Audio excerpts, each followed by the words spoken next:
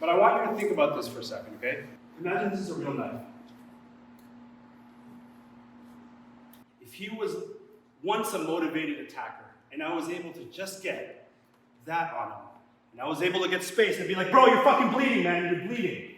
What's gonna happen to his head once he realizes, shit, there's red stuff coming out of me? There's a lot of like Filipino martial arts and bladed arts that like really watch it go, and kill this dude. We fucking live in Canada. And the reality is, I'm not saying to rely on this to be a stopper, but just be aware that maybe that's all you need. A little bit of space is like, man, you're bleeding, you're bleeding, you're bleeding. Get the fuck out of there. Even that's all you need. Like, we're not out to kill anybody, man. That's a big thing to carry with you. So for the rest of this, we're gonna do cool shit. We're gonna do meditative, artsy stuff. We're gonna challenge your brains with coordination, but just keep in mind, keep this in mind as we go along, okay? Because we're gonna cut deep, we're gonna cut heavy, and we're gonna attack stuff. That's gonna cause a whole lot more than that, but just keep that in mind. Is that cool, everybody? Does that make sense? Please? All right. Switch, thrust. You could go this way here. Just let your brain figure it out. Do 2 other moves, and then continue the sequence from here. Bang. That's the next step. You guys already know. Defend. Exactly. I'm gonna push your brain. Boom. Does anybody know exactly how they're gonna get attacked by a knife and when it happens? No, right? So being adaptable and fluid and having a catalyst to be able to explore, I think it's super important. So we're gonna continue this. Everything in knife work is a risk-reward proposition. Get to that part of the flow, start slow. We both have knives, it's not realistic. We're not gonna get into knife duels, but you get the idea that he's got a hold of one hand. Go ahead, grab. And I got his. And we can explore this all day long. You can test each other's grip strength, push, pull, angles, all sorts of cool stuff. This knife is doing very little movement. It's just staying there. We're not chambering, we're not doing any sort of stuff. It's here.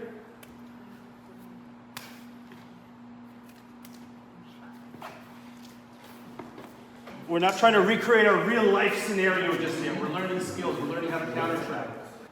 It could be that he has just hold my hand here. We're in this kind of struggle. We're just learning counter trapping. There's a million ways this can manifest. From this point, I want you to just find your own ending, right? Maybe you decide to cut low and into the butthole. I don't know. And it could be this, and it could be this, and it's this elbow roll.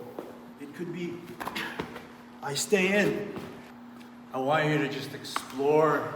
And why am I teaching you from the bad guy's perspective? Why? You need to explore as many of these options as possible. Hopefully, maybe, theoretically, you're able to defend it. And again, we're doing it through art, cool stuff, cool knife murdery stuff. Right? This is not how it's going to play out, especially if he's got a knife and we're doing a cool flow. It's like, but again, I started this lesson with what? Yeah. Yes. Look, we started with this, and all of a sudden we ended up here.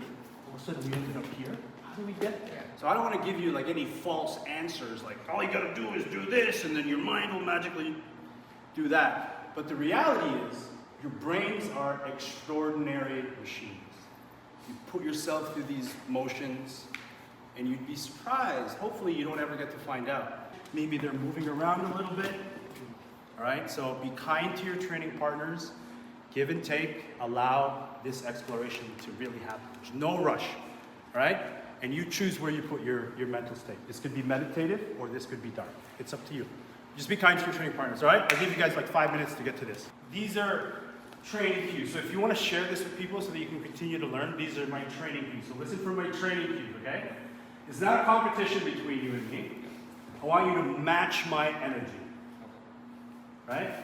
And we're going to go slow. And all I want you to do is continue to try to stab me. We're going to go chest match. All right, so we'll start like this. Okay,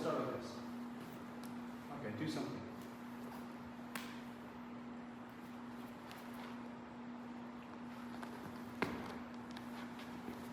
Got it. Go. Okay. Easier later. you're allowing yourselves to explore in a calculated, methodical way. Think something that is of infinite variability. There's no way to quantify how you're going to get attacked, under what condition. You could be falling down, you could be on the ground. But if you have a method to explore possibilities, then you can continue to explore. This is not one of those things where you attend,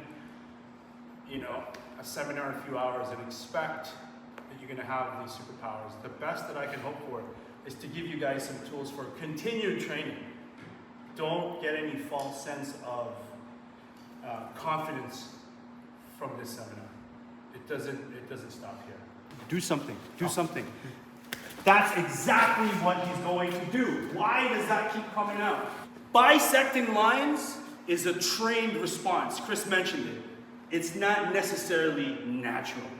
It's a trained response. If you don't train it, you're not going to respond that way. It's hard to catch a knife, but for some reason, we have these built-in mechanisms. We can refine it, all right? So what we're going to do happens at an index position, meaning they have one hand on you already. Like, don't let me touch you. Don't let me touch you. Don't let me index you. Harder. Harder. Harder. You sure? Yeah. Do it so fast that you don't think I'll be able to catch it. Okay. Ready? Faster. Faster. Can't catch it. Yeah. Oh, you okay?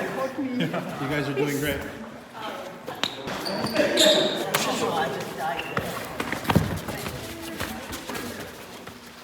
Good pressure, good pressure.